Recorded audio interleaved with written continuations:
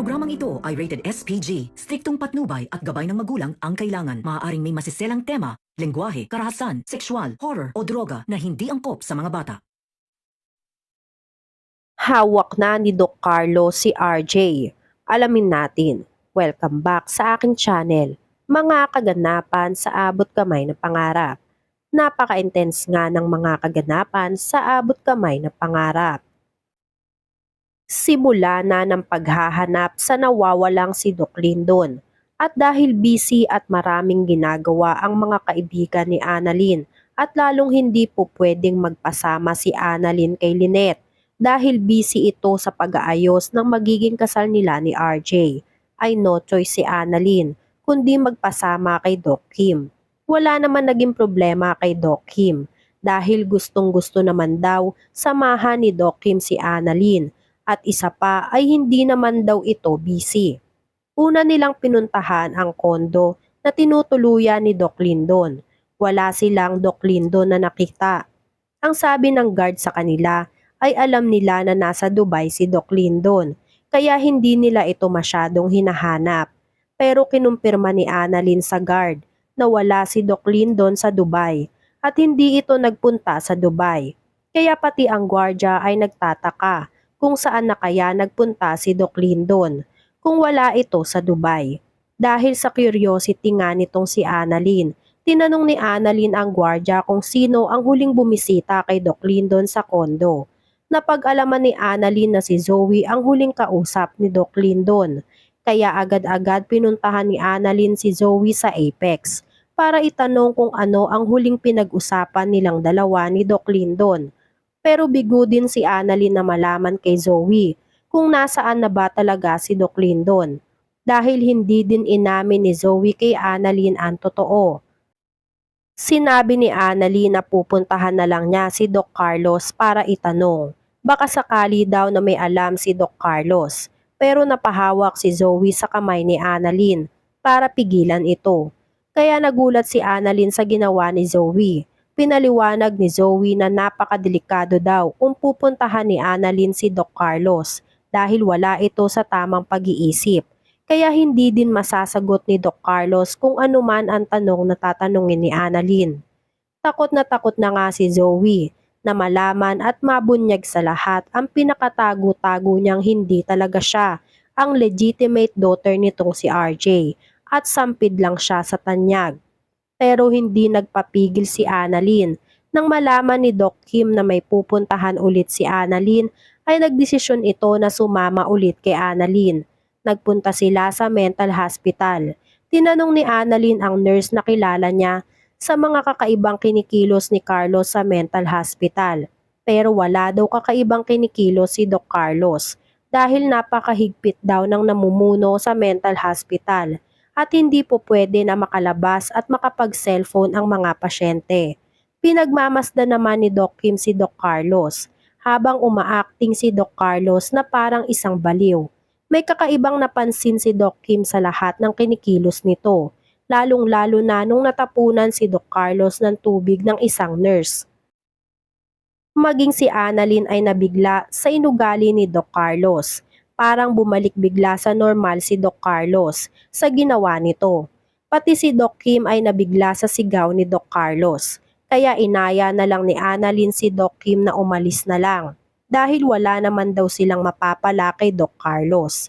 Habang pinapasok si Doc Carlos sa loob ng facility, ay hindi mawala ang tingin ni Doc Kim kay Carlos.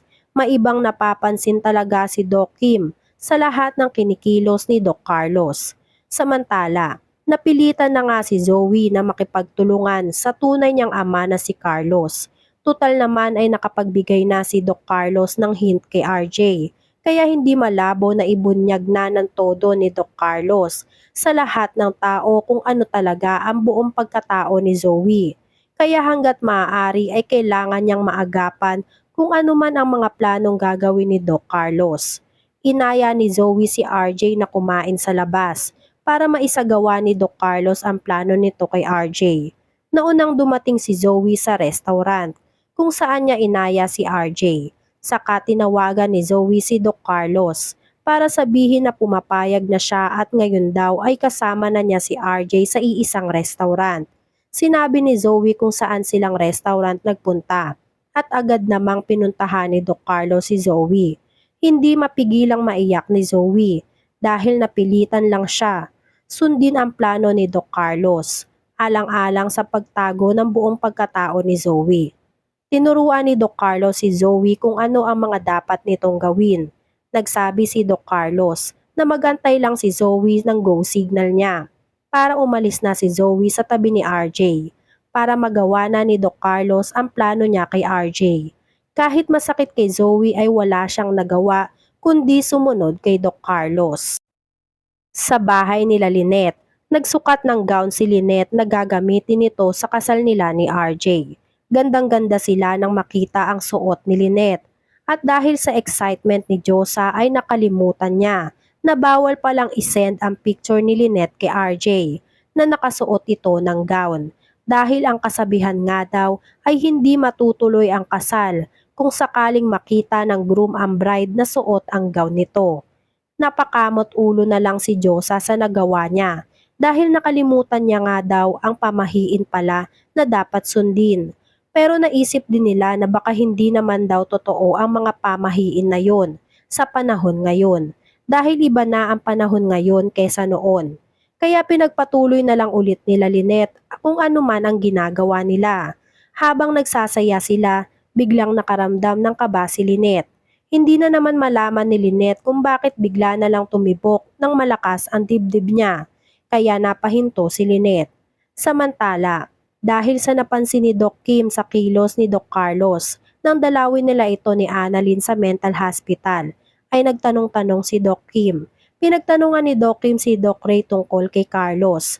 Nalaman ni Doc Kim na obses si Carlos kay Lynette, kaya humantong si Doc Carlos sa pangingidnap kay Lynette. At mas malala pa ay naging murderer pa si Carlos dahil sa naging obses ito kay Lynette. Napawika tuloy si Doc Kim na delikado palang tao si Doc Carlos. Sa restaurant naman kung nasaan si Zoe at si RJ. Hindi alam ni RJ kung paano niya uumpisahan sabihin kay Zoe ang sinabi ng nakausap niya sa cellphone na hindi niya totoong anak si Zoe. Napansin ni Zoe na parang hindi mapakali si RJ. Kaya tinanong na niya ito kung ano ba ang bumabagabag sa utak nito. Dito na sinabi ni RJ ang sinabi ng tumawag sa kanya sa cellphone at kaboses daw ito ni Carlos na hindi niya tunay na anak si Zoe. Kinabahan si Zoe. Nagpalusot si Zoe na kung paano mangyayari na si Doc Carlos ang nakausap nito. Nasa mental institution ito at maraming nakabantay kay Carlos. Kaya malabo daw ang sinasabi ni RJ. Lalong-lalo na daw na malabo na hindi totoong anak si Zoe dahil siya lang daw ang nag-iisang legitimate daughter ni RJ.